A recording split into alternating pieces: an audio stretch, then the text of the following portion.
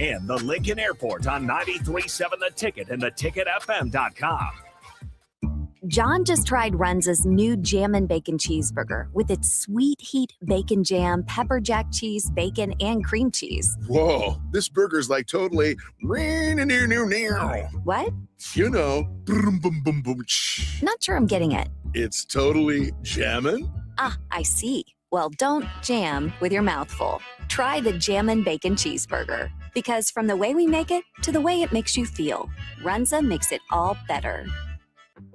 Tired of asking what's for dinner? Nourished for Life has got you covered. At Nourished, they're a local meal prep company that delivers fresh, chef-crafted, healthy meals straight to your door. Made from wholesome ingredients and ready when you are. No shopping, no chopping. Just heat, eat, and enjoy every night of the week. Fuel your busy days with balanced meals that are designed to keep you satisfied and energized. Visit nourishedforlife.co to purchase meals and taste the convenience of home-cooked comfort without the hassle. Mike, the insurance company wants us to replace the roof. Wait, what? I thought everything was fine. Yeah, it says right here our roof is too old and they won't be able to cover us anymore. I guess it is 15 years old. Hi, I'm Austin with Roofing Service Company. We help homeowners with their roofing and siding projects. Financing options are available, and we can get you under a new roof no time at all. If this sounds like you, visit roofingservicecompany.com. That is roofingservicecompany.com. Tired of your furnace running overtime this winter? Let Heartland of Nebraska Windows save the day. Upgrade to stunning, energy-saving triple-pane vinyl windows installed by their team of experts. Every window comes with a lifetime warranty on everything, all for a price you can actually afford. Free estimates, flawless replacements, and peace of mind from a family-owned business you can trust. Don't wait. Call Heartland of Nebraska Windows at 402-430-3852 or visit heartlandofnebraskawindows.com today.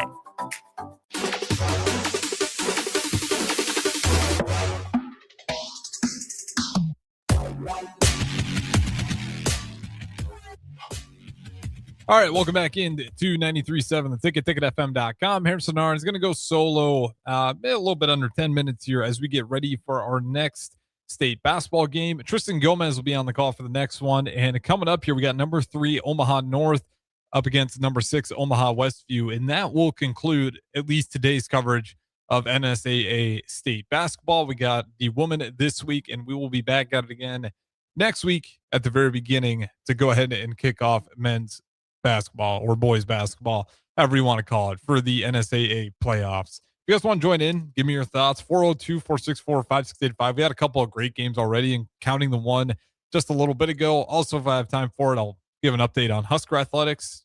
Not so positive on that end, but at the end of what was a very up and down season, at least for the women's Nebraska basketball team.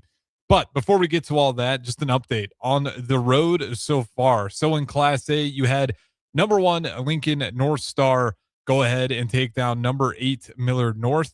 North Star wins it 43-32, and they will be facing number 4, Millard West, who defeated number 5, Omaha West Side to get to their spot in there. Millard West won it 57-54. So you got number 1, Lincoln North Star, and number 4, Millard West, all chalk on that top side of the bracket in Class A. On the other side, as we just witnessed, we had number 2 Kearney winning what was a really good back and forth game, 51-55. Kearney wins it over number 7 at Lincoln Southwest. And shout out to the Kearney crowd. I'm not out down there at the vault, but just listening to the game back here at the studio, listening to Nick and Jay call it, you could hear the Kearney crowd in there. So good thing they pulled it off.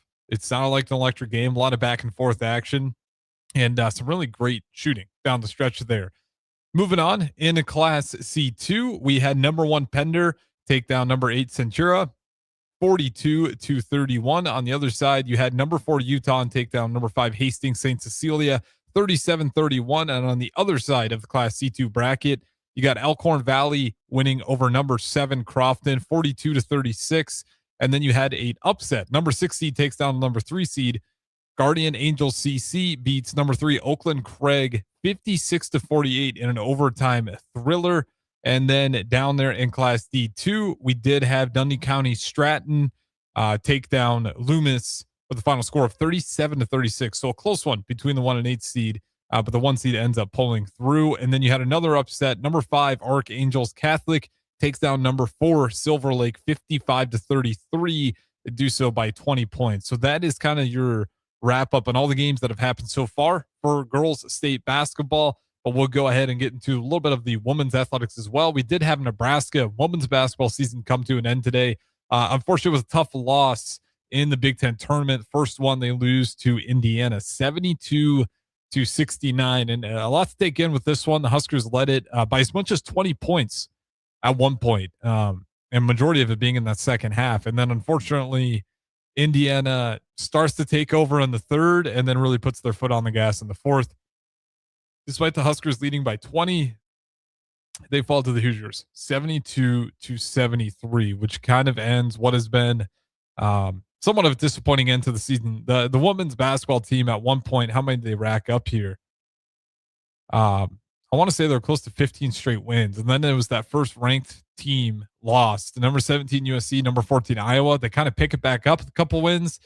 Get enough tough challenge with number 4 UCLA and number 15 Michigan State back-to-back. You drop both of those. But then it turns into a Wisconsin loss. Bounce back for 2 more wins. Then you get back to the ranked opponents, and it's 3 straight losses to number 11 Ohio State, number 8 Michigan, number 22 Maryland. And then when you really need to pick up ground, maybe versus opponents who aren't ranked, you lose to Minnesota, Iowa, then Oregon. Bounce back, Washington, Rutgers. You think you just need to win one in the Big Ten tournament to feel pretty safe, or at least a lot better about your chances. And unfortunately, they dropped that one too, 70-69.